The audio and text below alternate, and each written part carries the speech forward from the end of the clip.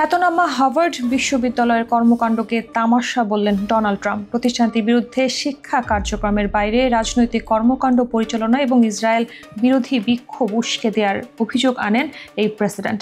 কেবল তাই নয়, বিশ্ববিদ্যালয় কর্তৃপক্ষ বাইরের রাজনৈতিক তদারকি মানতে অস্বীকার করায় প্রতিষ্ঠানটির সরকারি গবেষণা তহবিল বাতিলেরও হুমকি দিয়েছেন ট্রাম্প।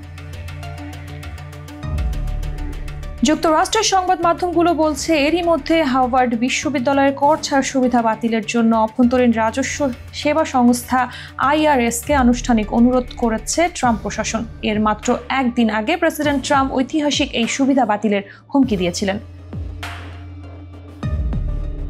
ট্রাম্প তার ট্রুথ সোশ্যালে লিখেছেন, হার্ভার্ড একটি সম্মানজনক শিক্ষা প্রতিষ্ঠান হিসেবে আর বিবেচিত হতে পারে না। একে বিশ্বের সেরা বিশ্ববিদ্যালয় বা কলেজগুলোর কোনো তালিকায় রাখা উচিত নয়।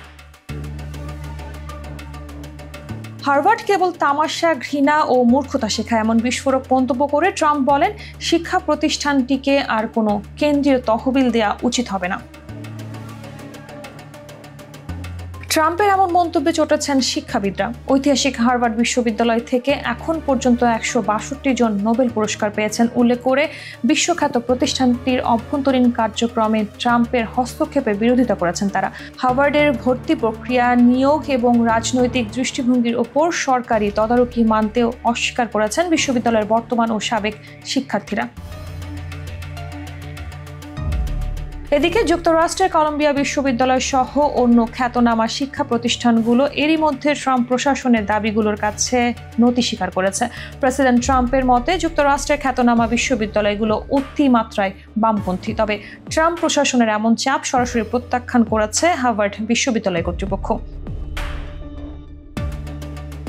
বিশ্ববিদ্যালয়টির প্রেসিডেন্ট অ্যালান গার্বার সম্প্রতি বলেন, হার্ভার্ড বিশ্ববিদ্যালয় নিজস্ব স্বাধীনতা কিংবা সাংবিধানিক অধিকারের বিষয়ে আলোচনা করতে রাজি নয়। তার এমন চিঠির পর প্রেসিডেন্ট ট্রাম্প হার্ভার্ডের জন্য বরাদ্দকৃত $220 কোটি ফেডারেল তহবিল স্থগিত করার নির্দেশ দিয়েছেন।